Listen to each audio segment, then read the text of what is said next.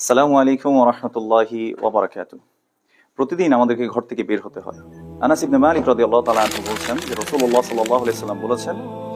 মান ক্বালা, যে ব্যক্তি বলল, ইয়ানি ইযা খারাজা মিন বাইতিহি, যখন সে ঘর থেকে বের হচ্ছে তখন যদি সে কেউ বা কোনো ব্যক্তি বলে,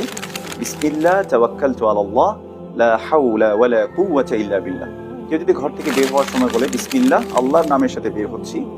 তাওয়াক্কালতু আলাল্লাহ, আল্লাহর উপর আমি তাওয়াক্কুল করছি, লা হাওলা ওয়ালা কুওয়াতা ইল্লা বিল্লাহ, কোনো শক্তি সামর্থ্য নেই আল্লাহ সুবহানাহু ওয়া তাআলার শক্তি সামর্থ্য ছাড়া, বা আল্লাহ সুবহানাহু ওয়া তাআলা যদি শক্তি সামর্থ্য না দেন, কোনো শক্তি সামর্থ্য নেই। এই কথাটা যে ব্যক্তি বলবো, আল্লাহর পক্ষ থেকে ওয়াদা করে বলা হয়, হুদিতা ওয়া কুফিতা ওয়া উকিতা,